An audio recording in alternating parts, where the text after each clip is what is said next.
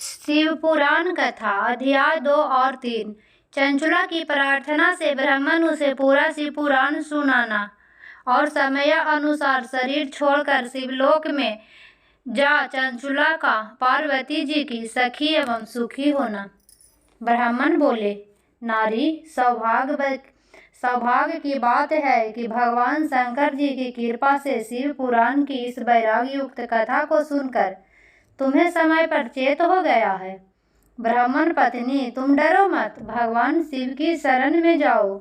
शिव की कृपा से सारा पाप तत्काल नष्ट हो जाता है। मैं तुमसे भगवान शिव की कीर्ति के कथा से युक्त उस परम वस्तु का वर्णन करूंगा जिससे तुम्हें सदा सुख देने वाली उत्तम गति प्राप्त होगी। शिव की उत्तम कथा सुनने से ही तुम्हारी बुद्धि इस तरह पक्षपात से युक्त एवं शुद्ध हो गई है, साथ ही तुम्हारे मन में विषयों के प्रति वैराग हो गया है। पक्षपात ही पाप करने वाले पापियों के लिए सबसे बड़ा प्रायश्चित है। सत्पुरुषों ने सबके लिए पश्चाताप को ही समस्त पापों का शोधक बताया है। पश्चाताप से ही पापों की शुद्धि होती है। जो पश्चाताप करता है वही वास्तव में पापों का प्रायश्चित करता है, क्योंकि सत्पुरुषों ने समस्त पापों को शुद्धि के लिए जैसे प्रायश्चित का उपदेश किया है वह सब पश्चाताप से संपन्न हो जाता है। जो पुरुष विधि पूर्वक प्रायश्चित करके निर्भय हो जाता है पर अपने कुकर्म के लिए पश्चाताप नहीं करता, उसे प्रायः उत्तम गति नहीं प्राप्त होती, परंतु जिसे अपने कुकृत्य पर हार्दिक पश्चाताप होता है वह अवश्य उत्तम गति का भागी होता है, इसमें संशय नहीं है। इस शिव पुराण की कथा सुनने से जैसे चित्त शुद्धि होती है वैसे दूसरे उपायों से नहीं होती।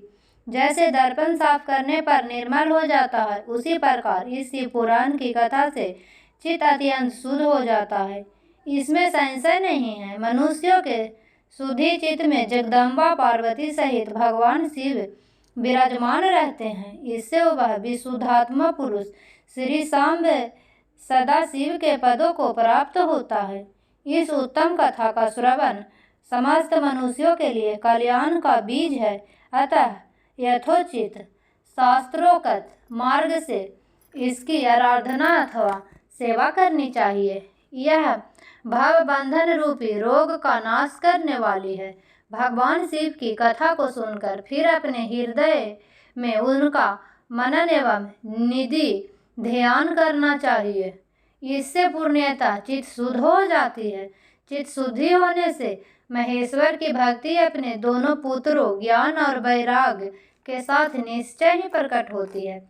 तत्पश्चात महेश्वर के अनुग्रह से दिव्य मुक्ति प्राप्त होती है, इसमें संशय नहीं है। जो मुक्ति से वंचित है उसे पशु समझना चाहिए, क्योंकि उसका चित्त माया के बंधन में आसक्त है, वह निश्चय ही संसार बंधन से मुक्त नहीं हो पाता। ब्राह्मण पत्नी, इसलिए तुम विषयों से मन को हटा लो और भक्ति भाव से भगवान शंकर की इस परम पावन कथा को सुनो। परमात्मा शंकर की इस कथा को सुनने से तुम्हारे चित्त की शुद्धि होगी और इससे तुम्हें मोक्ष की प्राप्त हो जाएगी। जो निर्मल चित्त से भगवान शिव के चरना बिंदु का चिंतन करता है उसकी एक ही जन्म में मुक्ति हो जाती है। यह मैं तुम्हें सत्य सत्य कहता हूँ। सूत जी कहते हैं, सौनक, इतना कहकर वे श्रेष्ठ शिव भक्त ब्राह्मण चुप हो गए। उनका हृदय करुणा से आर्द्र हो गया था। वे शुद्धचित्त महात्मा भगवान शिव के ध्यान में मग्न हो गए। तदंतर बिंदुकी की पत्नी चंचुला मन ही मन प्रसन्न हो उठी। ब्राह्मण का उक्त उपदेश सुनकर उसके नेत्रों में आनंद के आंसू छलक आए थे। वह ब्राह्मण पत्नी चंचुला हर्ष से भरे हृदय से उन श्रेष्ठ ब्राह्मण को दोनों चरणों में गिर पड़ी और हाथ जोड़कर बोली, मैं कृतार्थ हो गई। तत्पश्चात उठकर वैराग्य उक्त उत्तम बुद्धि वाली वह स्त्री जो अपने पापों के कारण आतंकित थी, उस महान शिव भक्त ब्राह्मण से हाथ जोड़कर गदगद वाणी में बोली। चंचुला ने कहा, ब्राह्मण, शिव भक्तों में श्रेष्ठ स्वामी आप धन्य हैं, परमार्थदर्शी हैं और सदा परोपकार में लगे रहते हैं। इसीलिए श्रेष्ठ साधु पुरुषों में प्रशंसा के योग्य हैं। साधुओं में नरक के समुद्र में गिर रही हूँ, आप मेरा उद्धार कीजिए, उद्धार कीजिए। पौराणिक अर्थ तत्व से संपन्न जिस सुंदर सी पुराण की कथा को सुनकर मेरे मन में संपूर्ण विषयों से वैराग उत्पन्न हो गया, उसे इस शिव पुराण को सुनने के लिए इस समय में मन में बड़ी श्रद्धा हो रही है। सूत जी कहते हैं, ऐसा कहकर हाथ जोड़कर उनका अनुग्रह पाकर चंचला उस शिव पुराण की कथा को सुनने की इच्छा मन में लिए उन ब्राह्मण देवता की सेवा में तत्पर वहां रहने लगी। तदंतर शिव भक्तों में श्रेष्ठ और शुद्ध बुद्धि वाले उस ब्राह्मण देव ने उसी स्थान पर उस स्त्री को शिव पुराण की उत्तम कथा सुनाई। इस प्रकार उस गोकर्ण नामक महाक्षेत्र में उन्हीं श्रेष्ठ ब्राह्मण उसने शिव पुराण की वह परम उत्तम कथा सुनी, जो भक्ति, ज्ञान और वैराग्य को बढ़ाने वाली तथा मुक्ति देने वाली है। उस परम उत्तम कथा को सुनकर वह ब्राह्मण पत्नी अत्यंत कृतार्थ हो गई। उसका चित्त शीघ्र ही शुद्ध हो गया। फिर भगवान शिव के अनुग्रह से उसके हृदय में शिव के सगुण रूप का चिंतन होने लगा। इस प्रकार उसने भगवान शिव में लगी रहने वाली उत्तम बुद्धि पाकर शिव के सच्चिदानंदमय स्वरूप बारंबार चिंतन आरंभ किया। तत्पश्चात समय के पूरे होने पर भक्ति, ज्ञान और वैराग्य से युक्त हुई चंचला ने अपने शरीर को बिना किसी कष्ट के त्याग दिया।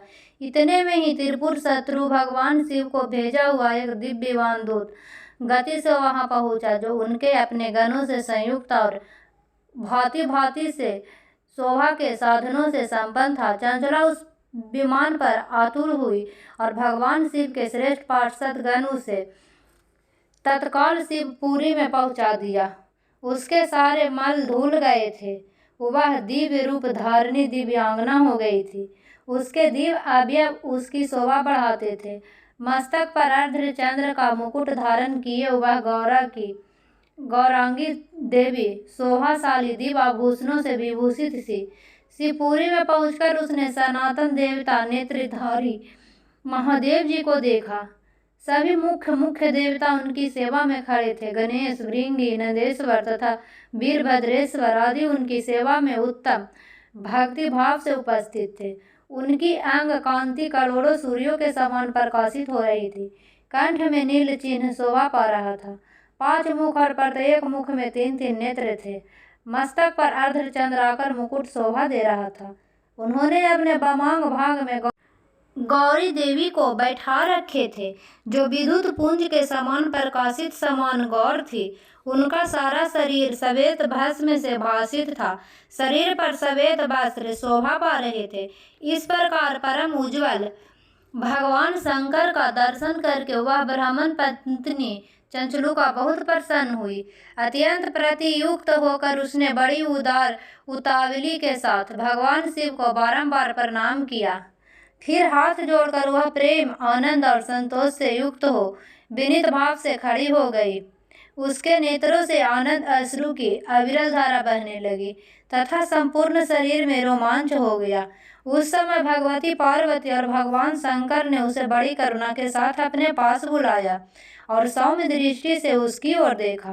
पार्वती जी तो दिव्य रूप धारिणी बिंदु प्रिया चंचला को प्रेम पूर्वक अपनी सखी बना लिया। वह उस परमानंद घन ज्योति स्वरूप सनातन धाम में अविचल निवास पाकर दिव्य शौक से संपन्न हो अच्छे सुख का अनुभव करने लगी। तो दोस्तों, अध्याय 4 सुनने के लिए चैनल को सब्सक्राइब करें और वीडियो को लाइक करिए और अपने दोस्तों में शेयर करें।